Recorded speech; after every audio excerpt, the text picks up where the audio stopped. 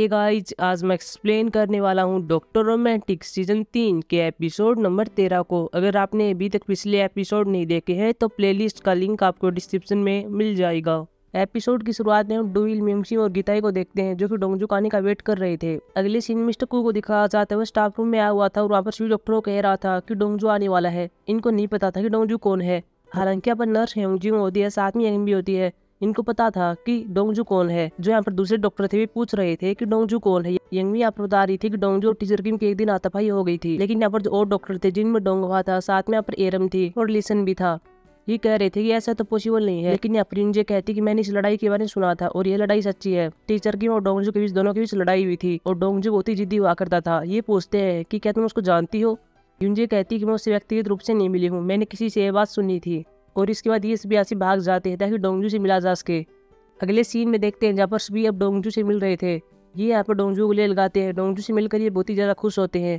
जब भी डोंगजू से बात कर रहे थे तब हमें पता चलता है कि डोंगजू यूएस में गया हुआ था और वहाँ पर अपनी पढ़ाई को पूरा कर रहा था। अगले सीन में देखते हैं जहाँ पर डोंगजू स्टाफ रूम के अंदर आ जाता है और वहाँ पर एक चेयर पर बैठा हुआ था।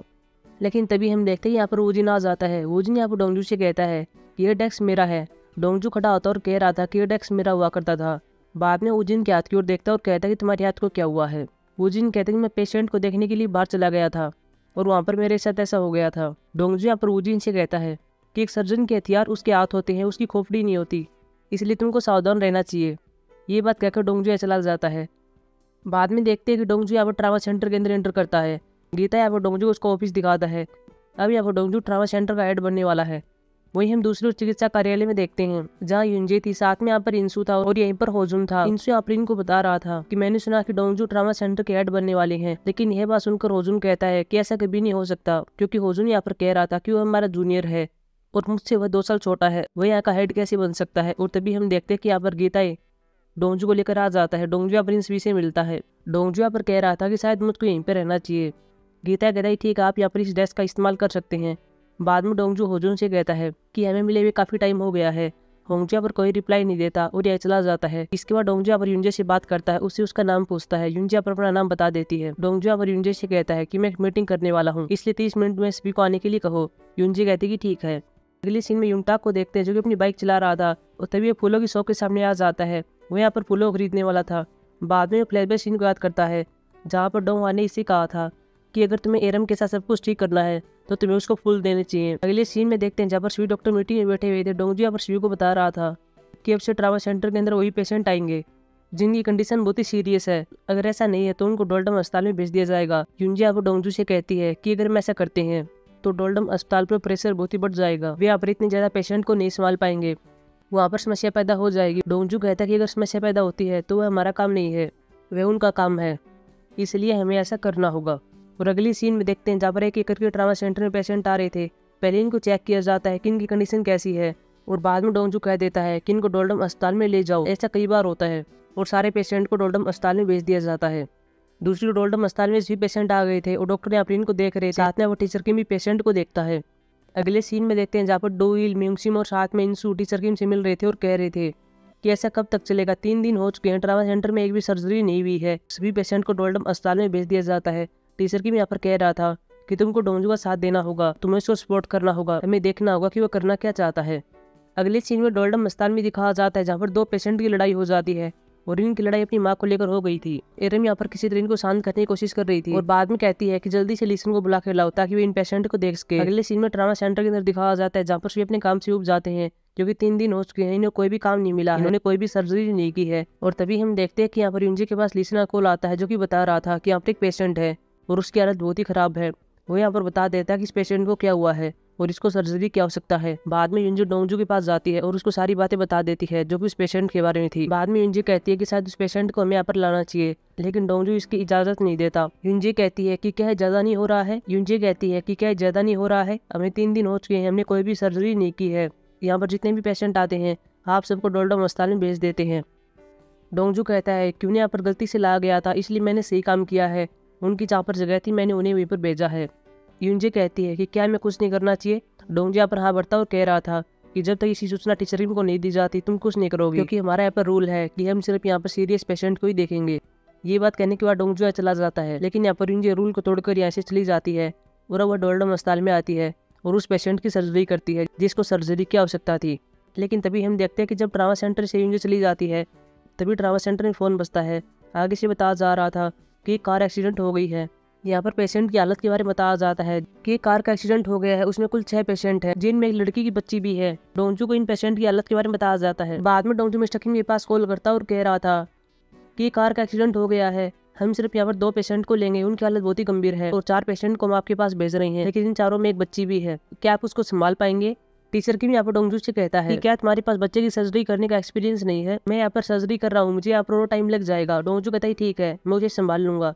लेकिन बाद में यहाँ पर टीचर किम के पास मुंजिंग होता है जो कि टीचर किम से कहता है कि आपने झूठ क्यों बोला कि आपको सर्जरी में और टाइम लगेगा। टीचर किम यहाँ पर कहता है कि डोंजू ऐसे ही चाहता था क्योंकि वो बच्चे की सर्जरी करना चाहता है, इसलिए उसने मुझसे ऐसा कहा था। बाद में ट्रामा सेंटर के अंदर देखते हैं जहाँ पर डोंजू म्यूजियम से कह रहा था कि इस भी डॉक्टर को तैयार होने के लिए कहो, हम सर्जरी करने वाले हैं। लेकिन म्यूजियम कहती है कि एक प्रॉब्लम खड़ी हो गई है, यहाँ पर यूंजे नहीं है, वह डोल्डम अस्पताल में सर्जरी करने के लिए चली गई है। अगले सीन में देखते हैं जहाँ पर टीचर किम अपनी सर्जरी करके बाहर आता है, लेकिन तभी वो बाहर से देखता है कि यहाँ पर यूंजे आ गई है और वह सर्जरी कर रही है। बाद में टीचर किम एरमी के पास जाता है और कहता है कि यूंजे यहाँ पर क्या कर रही है। एरमी यहाँ पर बता रही थी कि एक पेशेंट की हालत यहाँ पर बिगड़ गई थी और लीसंग ने यूंजे के पास कॉल किया था ताकि वो इस पेशेंट की सर्जरी कर सके। टीचर किम यहाँ पर एरम से कहता है कि तुम्हें मुझे इसके बारे में बताना चाहिए था। वहाँ पर डोंजो अकेला उन सभी पेशेंट को नहीं संभाल सकता। लेकिन यहीं पर हम देखते हैं कि यहाँ पर वो जिन होता है जो कि सब बातें सुन लेता है। यहीं पर हेयोंजोंग को दिखाया जाता है जो कि एक पेशेंट को देख रही थी। हेयोंजोंग इस पेशेंट से पूछती है कि आपको कुछ हुआ है क्या? यह पेशेंट यहाँ पर बता देती है कि मेरे पेट में बहुत ही ज्यादा दर्द हो रहा है, मुझे अभी पीरियड क्रम्पस है। हेयोंजोंग जो चीज देती है और कहती है कि तुम इसको अपने पेट पर लगा लो, इससे तुम्हें ज्यादा दर्द नहीं होगा। यह पेशेंट कहती है कि ठीक है। अगले सीन में ट्रामा सेंटर के अंदर उन्हीं पेशेंट को लाया जाता है जो कि कार एक्सीडेंट में घायल हो गए थे। यहाँ पर हम एक बच्ची को भी देखते हैं। कुछ पेशेंट को डोल्डम अस्पताल में लाया जाता है। अब यहाँ पर डोंजू इनकी सर्जरी करने वाले थे। डोंजू यहाँ पर इंसू से कह रहा था कि तुम्हें बच्ची पर ध्यान देना चाहिए, हम यहाँ पर सब कुछ संभाल लेंगे। इंसू कहता है ठीक है। बाद में डोंजू यहाँ पर 2 पेशेंट की सर्जरी करने वाला था, लेकिन वह इन सबको नहीं संभाल सकता क्योंकि साथ में उसे बच्चे की भी सर्जरी करनी है। लेकिन तभी हम देखते हैं यहाँ पर वोजिन आता है और वोजिन यहाँ पर डोंजू से कहता है कि मैं तुम्हारी मदद करूंगा। हालांकि डोंजू इसको मना नहीं करता। पहले डोंजू यहाँ पर एक पेशेंट की छोटी सी सर्जरी करता है और वोजिन यहाँ पर डोंजू को वह चीजें पकड़ाता है जो सर्जरी में इस्तेमाल हो रही थी और बाद में ये दोनों मिलकर एक पेशेंट की सर्जरी करते हैं। कुछ टाइम तक इनकी सर्जरी चलती है, लेकिन तभी यह पेशेंट कार्डियल अरेस्ट में चला जाता है। डोंजू इसके अलर्ट कॉल आता है, लेकिन कुछ भी फर्क नहीं पड़ता और एन मौके पर इस पेशेंट की डेथ हो जाती है। बाद में डोंजू दूसरे पेशेंट की कंडीशन को देखता है जिसकी अभी छोटी सी सर्जरी हुई थी। उसे पता चलता है इसके लंग्स में कुछ प्रॉब्लम है। बाद में डोंजू यूंजे से फोन पर बात करता है और कह रहा था कि यहाँ पर एक पेशेंट है जिसके लंग्स में प्रॉब्लम आ गई है, तुम क्या करना चाहोगी? यूंजे यहाँ पर कहती है कि मुझे माफ कर देना, लेकिन मैं अभी यहाँ पर सर्जरी कर रही हूँ। लेकिन वोजिन यहाँ पर डोंजू के हाथ से फोन को छीनता है और यूंजे से कह रहा था कि तुम अपना काम करो, मैं यहाँ पर सब कुछ संभाल लूंगा। और बाद में डोंजू और वोजिन दोनों की बहस हो जाती है, जहाँ डोंजू वोजिन से कहता है कि तुम ये क्या कर रहे हो। वोजिन कहता है कि वो किसी की जान बचा रही है, तुम उसको डांट क्यों रहे हो? क्या उसे डांटना चाहिए? डोंजू यहाँ पर कह रहा था कि हाँ उसे डांटना चाहिए, उसने काम ही ऐसा किया है, उसने रूल को तोड़ा है। वोजिन कहता है कि मुझे नहीं पता, लेकिन हम यहाँ पर वही करते हैं जो कि टीचर किम ने हमको सिखाया है। बाद में डोंजू वोजिन से कहता है कि जो टीचर किम जैसा बन सकता है वह खुद टीचर किम ही है, उनकी जैसा कोई नहीं बन सकता, इसलिए तुम अपनी रफ्तार को थोड़ा धीमा करो, नहीं तो तुम इस चक्कर में अपनी हाथ के बजाय कुछ और चीज खो दोगे। बाद में डोंजू इंसू से बच्ची को डोल्डम अस्पताल में ले जाने के लिए कहता है। इसके बाद डोंजू बाहर आता है और तभी हम बाहर देखते हैं जहाँ पर टीचर किम खड़ा हुआ था। डोंजू यहाँ पर टीचर किम के पास से निकल जाता है। अगले सीन में यूंजे को दिखाया जाता है जो कि अपनी सर्जरी पूरी कर लेती है और बाद में वो डोल्डम अस्पताल से ट्रामा सेंटर में भागती हुई आ रही थी। अगले सीन में देखते हैं जहाँ पर एरम उसी पेशेंट को देखने के लिए जा रही थी जिसको पहले हेयोंजोंग देख रही थी, लेकिन वह पेशेंट यहाँ पर नहीं थी। बाद में इस पेशेंट को दिखाया जाता है कि ये कहाँ पर है, ये यहाँ पर टॉयलेट के अंदर होती है और शायद अभी ये लड़की एक बच्चे को जन्म देने वाली है। एपिसोड के लास्ट में हम एरम और यूंटाक को देखते हैं जो कि अपनी फीलिंग्स को दूसरों के साथ शेयर कर रहे थे।